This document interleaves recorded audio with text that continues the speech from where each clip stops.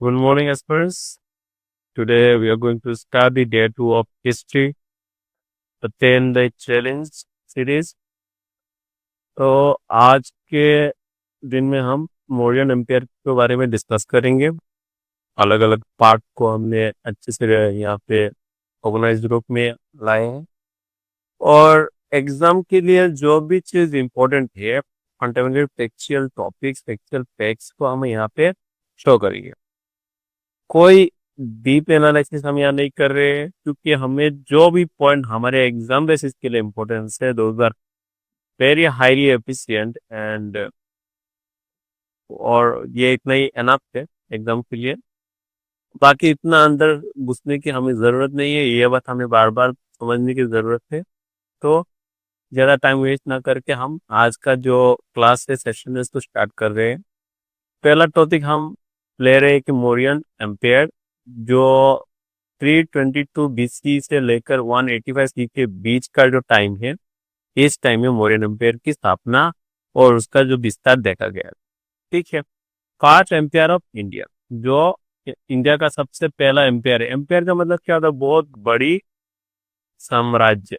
जो साम्राज्य एक दो राज्य से नहीं होता, बहुत सारे राज्य को मिला के, मतलब राजा होते एक सिंगल किसी एरिया का जो स्वामी होता है, जो मालिक होता है, ये जो कि जरूरत होती है उसको राजा राजा कहते हैं। और जो बहुत सारे एरिया से या फिर बहुत सारे राज्य को अपने अधीन कर चुका है, उसके राजा को भी अपने अधीन कर चुका है, उसको क्या सम्राट कहते हैं। उसको हम उसी की जो राजनीति है या फिर उसी की जो पॉलिटिकल एक्सपेंशन है उसे हम क्या कहते हैं?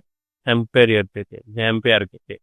तो ये एक चंद्रगुप्त मौर्य है जो जिसके बारे में आज हम पढ़ाई करेंगे। शुरुआत से हम पहला टॉपिक लेंगे चंद्रगुप्त मौर्य का, जिसका टाइम रहेगा 322 बीसी से लेकर 298 बीसी, लगभग इसी बीच में मौर्यन एम्पायर की स्थापना हुई। ठीक है। अब चंद्रगुप्त मौर्य मेन कैरेक्टर है हमारी स्टोरी में आज का, जिसको हम क्या कहते हैं? फाउंडर ऑफ मौर्यन एम्पायर और opportunity Nanda dynasty. Nanda dynasty को हटाने के बाद वो अपनी जो स्थापना है उन्होंने खुद की थी नंदा डायनेस्टी को हटाने के बाद। ठीक है। नंदा डायनेस्टी कौन थे? नंदा डायनेस्टी मौर्यन एम्पायर के पहले जो राजा हुआ करते थे मगधा के, तो वहां पे जो लास्ट डायनेस्टी जो राज कर रही थी वो नंदा डायनेस्टी था। ठीक है। With the guidance of the Chanakya और कुटिल्या, चाणक्य को हम कुटिल्या भी कहते हैं, हील्ड ए वास्ट एम्पायर। ठीक है। अब चंद्रगुप्त मौर्य का जो गुरु थे उनका नाम था चाणक्य। कौटिल्य, उनको एक दूसरा नाम कौटिल्य भी था। उनके मदद से उन्होंने ये एम्पायर खड़ा किया, बहुत ही शिद्दत से, बहुत ही एम से, बहुत ही अनु क्या कह सकते हैं हम उसको, डिसिप्लिन मेंटेन करके या फिर अपना जो ओरा को मेंटेन करके, उनकी सारे बातों को सुन के, सेक्रीफाइसेस करके, हर चीज करने के बाद उन्होंने ये पोजीशन हासिल किया था एज ए एम्पायर। ओके। ये कैरेक्टर बहुत इंपॉर्टेंट है सिविल सर्वेंट के लिए, सिविल सर्विस को ट्रैक करने के लिए या फिर एज ए सिविल सर्वेंट बन के अपना जो जो अधिकार है उसको स्थापित करने के लिए और अपना जो वो इच्छाएं है, एक्सपेंशन है, लोगों की जो भलाई करना चाहता, सोसाइटी को चेंज करना चाहता, these are very important impacts of Chanakya. Now coming to the treaty with Seleucus. Treaty of Seleucus कब हुआ था? 305 बीसी में हुआ था। अच्छा, और एक बात यहाँ पे कि defeated cellulose Nicator, Greek ruler भी था जिसको उसने चाणक्य ने हराया था। Receive 500 war elephants in exchange of territories. ठीक है। बात टेरिटोरी को एक्सचेंज करने के नाम पर उन्होंने 500 एलिफेंट्स को क्या किया था? रिसीव किया था। कैपिटल कहाँ था? पाटलिपुत्र था, मॉडर्न पटना। तो चाणक्य या फिर चंद्रगुप्त मौर्य का जो एम्पायर था, मौर्यन एम्पायर, तो उसका जो मेन रूलिंग एरिया था मगधा, या फिर उसके जो कैपिटल है मगधा का वो था पाटलिपुत्र। ठीक है। अब दूसरा कैरेक्टर के बारे में थोड़ा जानेंगे कि चाणक्य कौटिल्य वो कौन थे। वो सेम थोड़े पहले उन्होंने उन्होंने आए थे जैसे 250 से लेकर 283 बीसी के बीच में। उनको क्या कहा जाता है, उनका दूसरा नाम और एक नाम से भी उनको जाना जाता था, बड़ा प्रसिद्ध था वो विष्णुगुप्त। ठीक है। Chief adviser and mentor of Chandragupta, chief adviser of and mentor of Chandragupta, author the famous book अस्त्र शस्त्र। ठीक है, अस्त्र शस्त्र। ठीक है, जो भी है, उन्होंने एक फेमस बुक लिखा था जिसका नाम था अर्थशास्त्र। ठीक है, जो पॉलिटिक के ऊपर था, मतलब एक गवर्नेंस कैसे चलेगा उसके ऊपर बेस बेस करके था। Kautilya policies are based on real politics. ठीक है, कोटेलिया का जो भी पॉलिसीज थी वो एक लॉजिकल पॉलिटिक्स या फिर पॉलिटिक के ऊपर बेस करके था, कोई एक्स्ट्राऑर्डिनरी या फिर इलॉजिकल चीज नहीं था, हर चीज का समाधान उन्होंने खोज के रखा था। बिलीव इन समा दना वेदा एंड दंडा। ठीक है, साम दाम वेद और दंड। वो बिलीव करते थे कोई भी चीज हासिल करने के लिए आपको ये चारों चीजों को अपन मास्टर करनी पड़ेगी। साम दाम दंड भेद, मतलब अगर साम से काम नहीं चलता तो दान से काम चलाओ, दान से काम नहीं चलता वैद से काम चलाओ, वैद से काम नहीं तो दंड, दंड मतलब आप अपना सबसे खतरनाक अस्त्र का इस्तेमाल करो। ठीक है, प्यार, दान, उसके बाद वेद। ठीक है, और दूसरा दंड, काम दाम दंड वेद। Next, Megasthenes, a Greek ambassador at the court of Chandragupta. ए अभी मेगास्थनीज तीसरा कैरेक्टर है हमारे स्टोरी में, आज की स्टोरी में। तो ये कैरेक्टर क्या है, मेगास्थनी क्या था, वो ग्रीक ग्रीक से आया हुआ एक एम्बेसडर था, ग्रीक के एम्बेसडर था। वो किसके कोर्ट में आया था, चंद्रगुप्त के कोर्ट में आया था। किस लिए आया था, तो बिजनेस पर्पज के लिए आया था, सीधी बात है। सो रोड, और इसमें क्या था, एक बुक लिखा था हिंदी का। मेगा तो इतना बुरा आदमी नहीं था, वो थोड़ा सा वो सोशली भी इम्पेक्ट कर रहा था उस टाइम, और ये जस्ट एक एम्बेसडर के हिसाब से आया था कोर्ट ऑफ चंद्रगुप्ता। उसने एक बुक लिखा था हिंदी का जिसके बारे में चंद्रगुप्त मौर्य का पूरी डायनेमिक के बारे में भी बहुत कुछ है, इंडिया के बारे में भी बहुत कुछ। ठीक है, describe India geography, society, administration and economy. ठीक है, मैं जो इंडिया का बुक है उसमें इंडियन जियोग्राफी के बारे में, सोसाइटी के बारे में, एडमिनिस्ट्रेशन एंड इकोनॉमी के बारे में बहुत कुछ लिखा गया था। सो ओवरऑल हम ये जान पा रहे हैं कि मेगास्थनीज जो था वो एक राजनीतिविद भी था, एक एम्बेसडर की तरह आया था, लेकिन उसके अंदर क्या थी, एक लेखक या फिर अ, एक आर्टिस्ट जैसे होते हैं, जैसे कि उनकी थ्योरी कैरेक्टर को फॉर्म किया गया है। Okay, next, his account is an important source of Maurya India. His account is an important source of Mauryan India.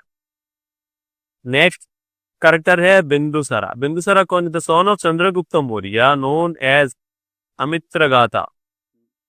अमित्रगाथा मतलब स्लेयर एनिमीज। अमित्रगाथा, अमित्रगाथा का मतलब है स्लेयर ऑफ एनिमीज, जो एनिमीज के अंदर डर पैदा करते हैं उसको कहा जाता है Amitraghata. Is empire extended to Deccan. Deccan तक उनका एम्पायर क्या था, एक्सप्लोर हुआ था। Had friendly relation with the Greeks, Greek के साथ एक फ्रेंडली रिलेशनशिप था। और even of Antiochus one and Deimachus. ठीक है, और बाकी जो है तो है। ठीक है, नेक्स्ट जो कैरेक्टर है वो है हमारा Ashok the great. Ashok the great. अब अशोक कौन है, ये ताज मौर्यन एम्पायर है and the greatest one.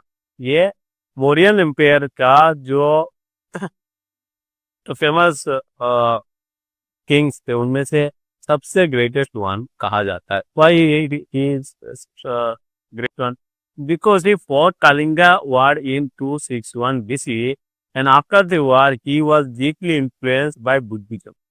Kalinga war में लाखों लोगों की हत्या हुई, इस बात को देखा उन्होंने, और उसके बाद उनके अंदर कुछ चेंज आना शुरू हुआ कि मैं ये सब एक राज्य पाने के लिए, सम्राट बनने के लिए सब कर रहा हूँ, और मैंने इतनी सारी पाप किया, हत्या किया, इससे मुझे क्या मिल रहा है। So after that, he influenced by the Buddhism and realized what is Dharma, policy of Dharma, and spent his life in teaching Dhamma and welfare of people. उसके बाद धीरे धीरे उन्होंने बुद्धिज्म को अपनाना शुरू किया, फिर वो एक तो बुद्धिस्ट बन गए। नेक्स्ट उन्होंने कुछ मिशनरीज को भी क्या किया, अपने यहाँ पर स्थान दिया, और उन्होंने इसी चीज को एक्सपांड करने के लिए भी सोचा। क्या एक्सपांड करने के लिए? बुद्धिज्म को एक्सपांड करने के लिए सोचा कि self realisation, peace and deity dharma, ये सब क्या चीजें, इससे इंसान के अंदर शांति मुक्ति मिलती है। इसीलिए तो ये सब कुछ क्या, कलिंग युद्ध के बाद उन्होंने ये सब डिसाइड करना शुरू किया। कलिंग युद्ध में इतने लोग मरे हैं कि उनका रूह कांप गया, सीधी बात है। नेक्स्ट से दामा missionaries to various countries, important addicts, rock addicts, pillar addicts, minor rock addicts, cave addicts, etc. ठीक है, important addicts किया, जैसे rock addicts, pillars से, और minor rock edicts and cave edicts, इन सब में क्या इंफॉर्मेशन मिलता है आर्टो के बारे में। ठीक है, his edicts are written in Prakrit language and using Brahmi and Kharosthi script. ठीक है, तो ब्राह्मी एंड करशी स्क्रिप्ट में लिखा गया है, और लैंग्वेज कौन सी थी? प्राकृत लैंग्वेज में लिखा गया है। सारे एडिक्ट कहाँ कहाँ पे ये सब है? रॉक्स में, पिलर्स में, माइनर रॉक्स में, केव में भी कूदे गए हैं। तो डाइड इन 232 BC। तो अशोका का जो मृत्यु हुआ था वो 332 BC में हुआ था। Major edict of the Ashoka कहाँ कहाँ है? जैसे रॉक एडिक्ट है, 14 मेजर रॉक एडिक्ट है। पिलर कहाँ पे? मेजर 7 पिलर से, और सेपरेट माइनर एडिक्ट से। बराबर केव से, जैसे बराबर केव्स कहा जाता है, कहाँ पे? ये बिहार में। नेक्स्ट क्या है? कलिंगा वॉर। अब अशोक के बारे में हमने जाना, कलिंगा वॉर के बारे में जाना, तो आप कलिंगा वॉर के बारे में थोड़ा जानते हैं। जैसे Ashok conquered Kalinga, Ashok conquered Kalinga, modern Orissa. Kalinga एक जगह है जिसको पाने के लिए अशोक ने इतनी दंड कांड जो किया था उन्होंने, और जो फिलहाल ये कलिंग जो है, अभी इसको हम इंडिया, मॉडर्न इंडिया में ओडिशा के नाम से जानते हैं। और this war cost huge loss of life, और इस वार में लाखों लोगों की हत्या हुई, मृत्यु हुई। वार मतलब ये तो सिपाही मरे हैं, और Ashoka was deeply pained by the suffering.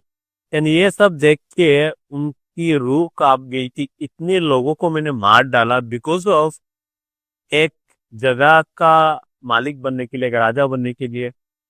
सो ये जो सफरिंग है वो उनके रूह तक को मतलब डरा दिया था कि मैंने क्या किया ये। हाँ, मैंने क्या किया? अपने गुस्से के लिए मैंने क्या किया?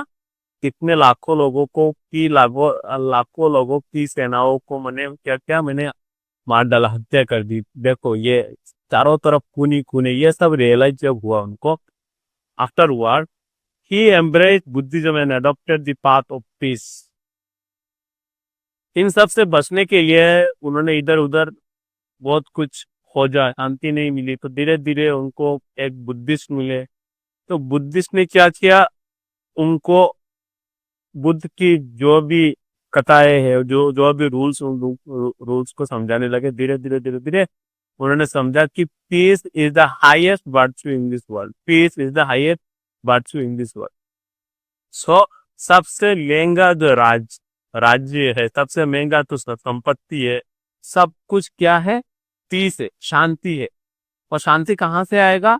जब आप अपने अंदर आप अपने अंदर में घुसोगे, जब आप अपने अंदर में जाके शांति को महसूस करोगे, तो शांति कहाँ से प्राप्त होगी? ईश्वर से प्राप्त होगी। इन सब चीजों को जानने के बाद उन्होंने बुद्धिज्म को एडॉप्ट किया, प्रैक्टिस किया, और धीरे धीरे बुद्धिज्म को एक्सपांड करना शुरू किया। जैसे लेटर वर्स में उन्होंने क्या किया? एक्सपांड किया। कहाँ तक? श्रीलंका वगैरह, श्रीलंका और एक दो जगहों में उन्होंने अपने मोनांग्स को भेजा ताकि बुद्धिज्म को एक्सपांड किया जाए। तो असली हमने क्या जाना कि कलिंगा वार के बाद जो great warrior named Ashoka was transformed into a monk to get the peace and send over the everybody about how to get peace in everything. Simple. Next character क्या है 7 नंबर, उसमें हम जानेंगे मौर्यन एडमिनिस्ट्रेशन क्या था। मौर्यन एडमिनिस्ट्रेशन असल में था क्या, किस तरह से चलता था। तो एक किंग होते थे और किंग के दो क्या थे, सदन उन्होंने बनाए थे या फिर 2 सपोर्टिंग बॉडी था, जिसको हम मंत्री परिषद कहते थे और दूसरा अमात्यस। ठीक है, अमात्यस कौन होते थे और मंत्री परिषद कौन होते थे, इनको हम थोड़ा समझते हैं। जैसे काउंसिल ऑफ मिनिस्टर्स होते थे, जो मिनिस्टर आदि जो भी डिपार्टमेंट है वो संभाल रहे, कुछ एडमिनिस्ट्रेटिव या फिर कुछ फाइनेंशियल, कुछ ये वो इसी तरह 10-12 डिपार्टमेंट को वो संभालते थे, उनको हम मिनिस्टर कहते हैं, जिनको काउंटेबिलिटी और क्या था खर्चा वगैरह के सबका हिसाब किताब भी वो रखते थे। ठीक है, these are the council of ministers. और अमात्यस कौन थे, जो हाईली स्पिरिचुअल लेवल में थे और पॉलिटिकल जिनकी आइडियोलॉजी कौन थी, जिनको जिनको हर चीज का ज्ञान था, जैसे शस्त्र शास्त्र नीति अच्छा बुरा हर चीज का ज्ञान, तो उनको अमात्यस के नाम से जाना जाता था। ठीक है, अब वही दो, अब ये क्यों जाना जाता था, क्योंकि ये जो पॉलिटी थी, ये जो व्यवस्था था राज्य का, उसको किसने स्थापित किया था, कौटिल्य ने स्थापित किया था। किसने, चाणक्य ने स्थापित किया था। अब चाणक्य को विष्णुगुप्ता भी कहा जाता था। तो ये चाणक्य की नीति के अनुसार ये कहा था कि मंत्री परिषद तो होना चाहिए, लेकिन एक ऐसा बॉडी होना चाहिए जो इन सब के कारनामों को नजर रखे और सबको देखे और किंग को हर चीज से बचा के रखे। और इसके लिए उन्होंने ये ऐसे एडमिनिस्ट्रेशन की स्थापना की। नेक्स्ट सेंट्रल एडमिनिस्ट्रेशन था।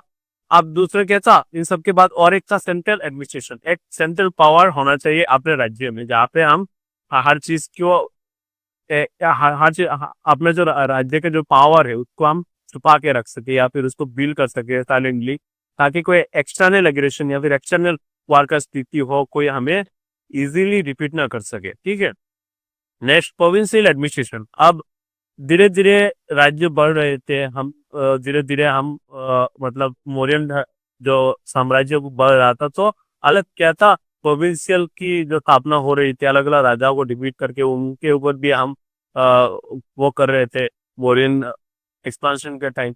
तो उनके लिए भी हमें कुछ एडमिशन चाहिए था, ताकि उनकी लोकल जो कल्चर है, पॉलिटी है, उनको डिस्टर्ब ना किया जाए और मौर्यन एम्पायर का जो कल्चर एडमिनिस्ट्रेटिव सिस्टम है उसको भी लागू किया जाए। तो जैसे कुमारा, आर्यपुत्ता, महा महामंत्रास, ये सब थे।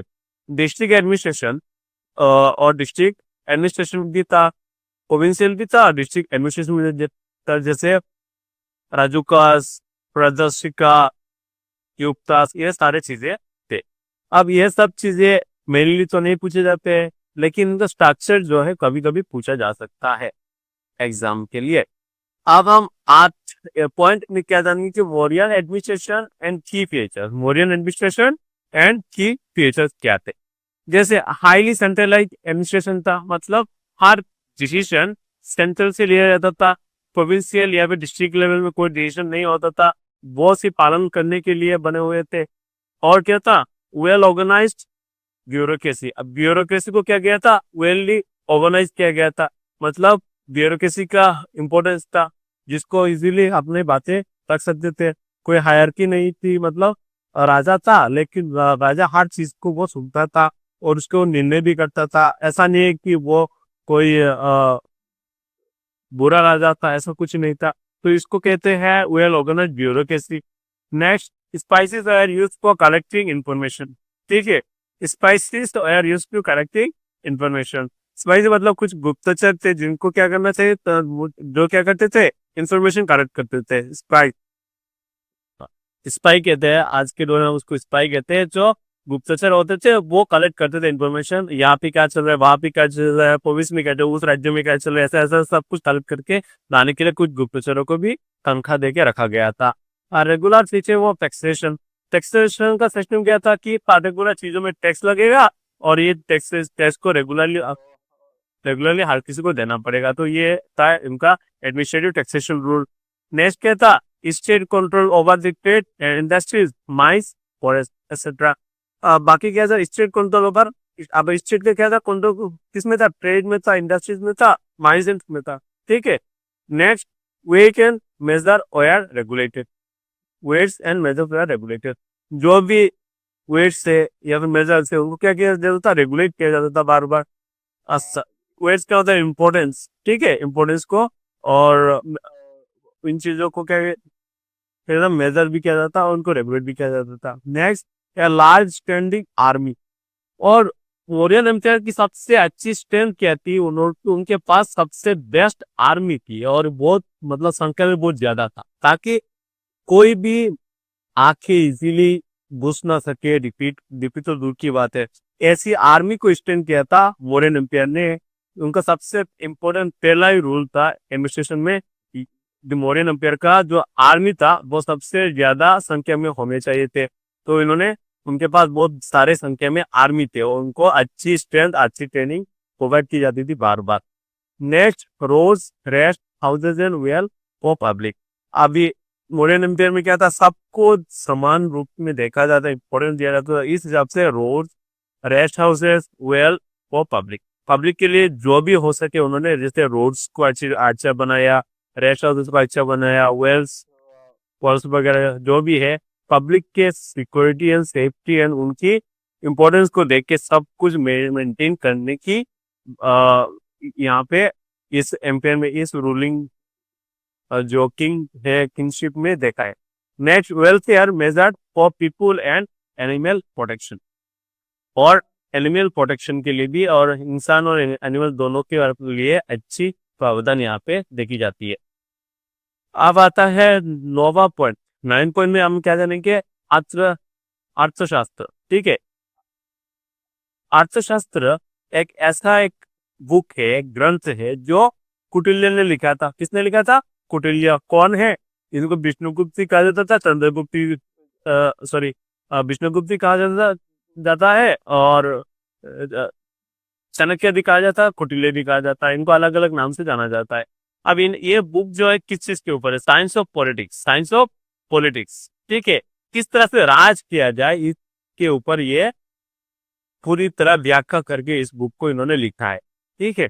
अब जैसे treaties on statecraft, administration, economy, war and diplomacy, किस तरह किस सिचुएशन में कैसे क्या हैंडल करना है, ये इस बुक को चाणक्य ने लिखा है। डिवाइडेड इनटू 15 बुक्स, इनको 15 बुक में इसको डिवाइड किया गया है, और 150 चैप्टर्स में इसको डिविजन में डिवाइड किया है। पहले तो इसको 15 बुक में डिवाइड किया है, और चैप्टर 150 थे इसमें। Importance on strong economy and discipline administration. और ये पूरा बुक किसके लिए डेडिकेटेड था, एक इम्पोर्टेंट स्ट्रॉन्ग इकोनॉमी को क्रिएट करना, मतलब संपत्ति को क्रिएट करना। दूसरा, डिसिप्लिन एडमिनिस्ट्रेशन, राज्य डिसिप्लिन एडमिनिस्ट्रेशन से चलना चाहिए। ठीक है, डिसिप्लिन चलेगा तभी क्या इकोनॉमी स्ट्रॉन्ग होगी, स्ट्रेंथ होगी। तो इसी तरह इन्होंने इस चीज की स्थापना की थी। Consider as one of the earliest books on the political science and economies. ठीक है, इसको क्या, इसको पहले के जमाने में सबसे earliest book on political science and economics के रूप में जाना जाता है। किसको जाना जाता है, अर्थशास्त्र को। ठीक है, जो फेमस था उस टाइम में, अभी भी फेमस है। तो इसका मेन मेन मेन जो कारण है या फिर मेन थीम है इस बुक का, वो ये है कि एक स्ट्रॉन्ग इकोनॉमी को कैसे क्रिएट करना है, और एक डिसिप्लिन एडमिनिस्ट्रेशन को कैसे बना के रखना है, बस। Then other important facts, Mauryan Empire is the first empire to unite most of India. Mauryan empire क्या है, उस टाइम में मौर्यन एम्पायर सबसे पहला एम्पायर था, पहला जो साम्राज्य था जिसने पूरे इंडिया के सारे राज्यों को यूनाइट करने का काम किया था, और एक ही शासन प्रणाली में लाने का काम किया था। ठीक है, जिसका एडमिनिस्ट्रेशन एक ही था, और सारे के सारे एक दूसरे के साथ यूनाइट थे, और सेंटर एक ही था। The empire stretches from Afghanistan to Bengal and from Himalayas to Karnataka. अभी जो ये एम्पायर था कहाँ से कहाँ तक था, अफगानिस्तान से लेकर बंगाल तक, और हिमालय से लेकर कर्नाटका तक, मतलब पूरा का पूरा इंडिया। ठीक है, अभी फिलहाल जो मॉडर्न इंडिया है उसमें बहुत सी चीजें नहीं है, जैसे अफगानिस्तान नहीं है, पाकिस्तान नहीं है, बांग्लादेश नहीं है, और और भी दो चीजें, भूटान वगैरह ये सब नहीं है। इस सब को मिला के मौर्यन एम्पायर को खड़ा किया गया था। तो पूरा एंटायर इंडिया को उन्होंने हैंडल किया था, एक ही छत के नीचे लाए थे, मतलब एक ही एम्पेरियल साम्राज्य के नीचे उन्होंने लाया था। Mauryan period laid the foundation of Indian administration. ठीक है, मौर्यन पीरियड ही था जो इंडियन एडमिनिस्ट्रेशन का फाउंडेशन रखा था उन्होंने कि India should be like this, यही इंडिया है। ठीक है, Ashok is the only Indian emperor who inspired helped us to know about the administration and policies. Ashok जो राजा थे, जो greatest king of the Mauryan empire, उनकी जो इंस्क्रिप्शन है उसी से हमें प्रेरणा मिलती है या फिर हमें जानकारी मिलता है एडमिनिस्ट्रेशन और पॉलिसीज के बारे में। ठीक है, सो आज का जो टॉपिक था मौर्यन एम्पायर के बारे में, इसमें हमने बहुत कुछ जाना और कुछ कैरेक्टर इंपोर्टेंट कैरेक्टर्स है और इंपोर्टेंट मौर्यन टाइमलाइन से इसको देख लेना। कुछ क्वेश्चन थे प्रीवियस ईयर के, उनको हम देख लेते हैं। जैसे पहला क्वेश्चन होगा, who was the founder of Mauryan empire? Who was the founder of Mauryan empire? कौन थे फाउंडर? चंद्रगुप्त थे। अब दूसरा क्वेश्चन क्या है, हु रूल्ड द अष्टशस्त्र? कौन, किसने लिखा था? यहाँ पे तो चाणक्य, कौटिल्य, विष्णुगुप्त, मगस्थनीस। अब ये तीनों ऑप्शन क्या है? राइट है। तीनों ऑप्शन क्या है? राइट है। Who wrote the Arthashastra? A B C. याद है मत जाना, क्योंकि ये तीनों जो है ऑप्शन सही सही है। अगर पूछा जाए कि ये क्वेश्चन ऐसा होना चाहिए, हु इज मिसिंग और हु डिडंट रोड द अर्थशास्त्र, तो हम मेगास्थनीस को पकड़ते हैं। ठीक है, तो तो इसका आंसर क्या होगा? ये तीनों इसका आंसर है। In which year did Ashoka fight the Kalinga war? कौन से ईयर में अशोका ने कलिंगा वॉर की फाइट की थी? तो कलिंगा था फाइट कब हुआ था? 261 बीसी में हुआ था। 261 बीसी में हुआ था। तो यहाँ पे कौन सा आंसर होगा? सी, 261 बीसी कलिंगा वॉर हुआ था। Next 40, which script was used in Ashoka addict? कौन सा स्क्रिप्ट है जहाँ पे क्या हुआ? अशोका एडिक्ट पाया जाता है। जैसे ब्राह्मी में पाया जाएगा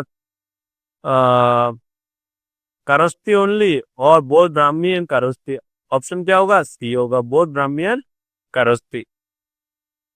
सो अशोका का जो स्क्रिप्ट था वो क्या था? बोध ब्राह्मी एंड करस्ती में था। Brahmi and Kharosthi script. और लैंग्वेज क्या था? प्राकृत था। ठीक है, ओके। Next topic,